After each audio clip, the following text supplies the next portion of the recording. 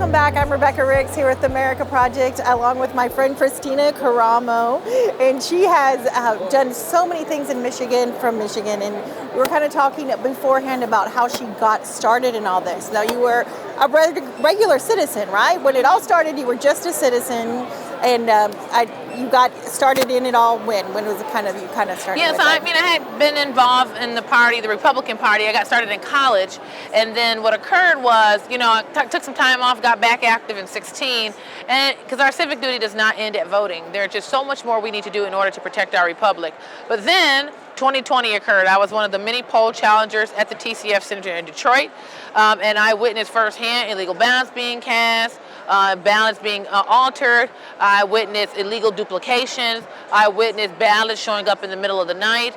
And the crazy part, Rebecca, is when we came and told the public what we saw, it was a very coordinated effort to discredit us and call us liars, and that we're conspiracy theorists. And that really opened my eyes that any entity with the scope and reach to surgically deploy systemic election corruption nationally to rig a presidential election, those are some powerful people, not just to carry it out, but then the cover up.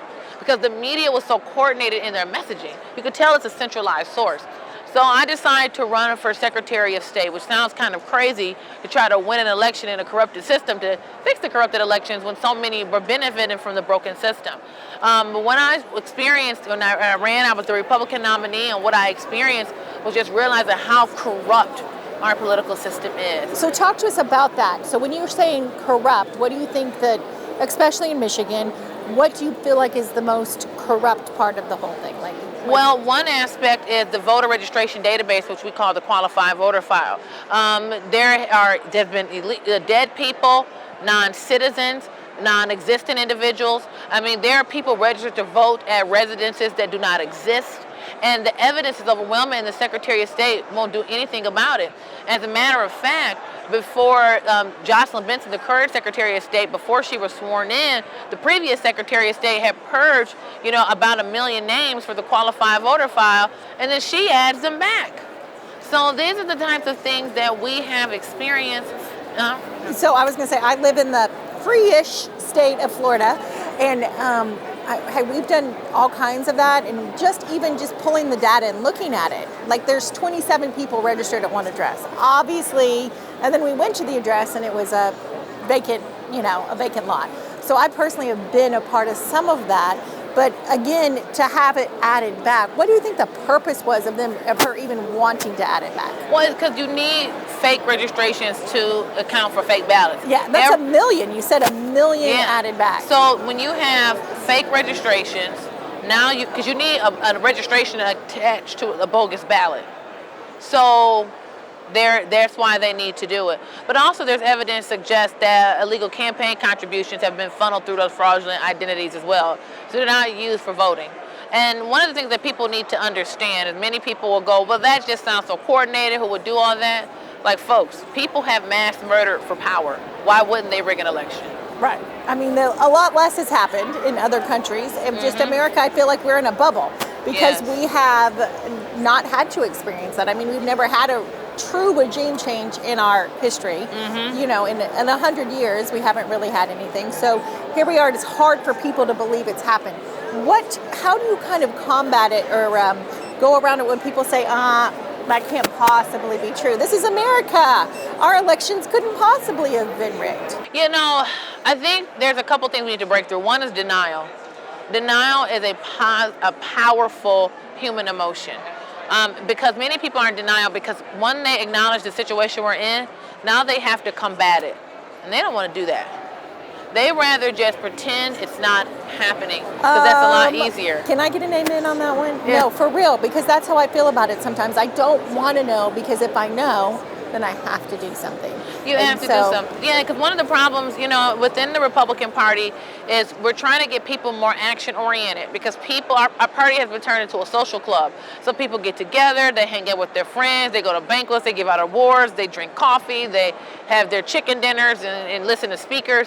Okay, but then when it's time to do something, I don't want to do that because it'll inconvenience me. It's like, no, we want to rest on the laurels of our founding fathers. So solutions-based is that in Michigan, we have something called the Good Neighbor Program.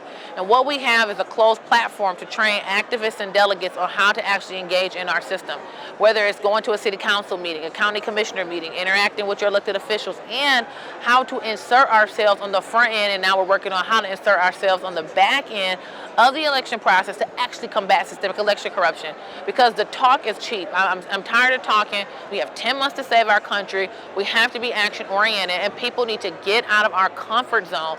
And the thing about it, we as Americans, our lives are just so comfortable. They are.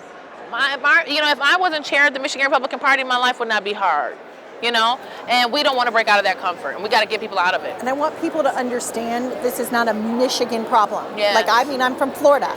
I've been a part of the party since college, like you. I've been Republican women, and I've run for office, and all of a sudden, you're right. I sat back and said, what are we doing? Another meeting, another lunch, another pat each other on the back that we're good Republicans? There are major problems we need to fix here. Mm-hmm. And so, first of all, I guess that is like any stages, you have to be aware that there's a problem and then how to fix it. So you've done both. You've even given us the tools to go. So can this platform be used across for other states? Well, no, this platform is unique to Michigan, but what I am calling on is encouraging other areas to do something similar. We all are, every area is so different. So what I'm encouraging other leaders within the Republican Party to do, whether it's their county, their district, their state, or your city, is find a way to train people on what to do. There's 4 elements. We need to train people on how to engage our government, train people on understanding our government, because there's understanding the system and who your elected officials are, how to engage them, how to engage your neighbors, and how to insert ourselves within the broken election system. If we do those 4 things, we will save our country. But that requires us to be willing to be uncomfortable. Until we're able to break that, we won't be able to save our country. That's true. And I do have to share this with you because, when we first, even for medical freedom, our people first started standing up. I've been a part of the party for years, and I never saw people come out in droves like they did for medical freedom or elections or things like that. They're going to try to scare you, and there's going to be a moment when you're scared, and it's okay to be afraid.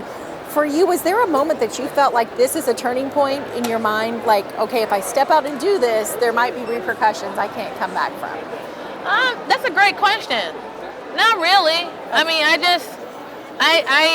just have been active, and I saw an injustice. I was pissed. If I can put it any other way, I was pissed. Because when we were there at the TCF Center, we were there for 37 hours, and I'm watching them steal votes. I'm watching it happen. And then we come out, and the media called us liars. And my mind is blown. I'm like, what? They're just stealing an election. I'm watching it transpire. And then what really made me mad and what caused me to run for state party chair, it was within my own party. I got pushback within my own party. I'm like, wait a minute. If Democrats had saw Republicans cheating in an election where their guy got booted from office, would Democrat leadership be telling Democrat activists to be quiet? In fact, they would say, guess what? Go burn it down. That's how they would act. I'm not saying that. I'm a Christian and I believe in following the law. However, we should organize, train, and lawfully fight back. That's what we have to do, or we're going to lose our country. And whatever temporary creature comforts we have now, there's plenty being an American, and I love my creature comforts. But if I lose my country, I will be enslaved. And the creature comforts will not matter. That's right. And so I think that's it. I love that you just took a step and a step and a step, and when the time came to do something big, you were there where you needed to be. Yeah, I guess. It's so inspiring. And I know you stood up and have had to say a lot to say about this. You've had a lot of persecution on it. So I just have to say as a woman, thank you. As an American, thank you, because that has been a hard thing. So right now, if someone wanted to get more information about the process you've been through, your story or anything, where would we need to go? What would be it? MIGOP.org. That's MIGOP.org. So we want everybody to visit the website. If you're in Michigan, learn about what we're doing. If you're not in Michigan, still learn about what we're doing. You can use it in your own state. Yep. All right. Thank you so much again. You. We appreciate it. Yes, God bless.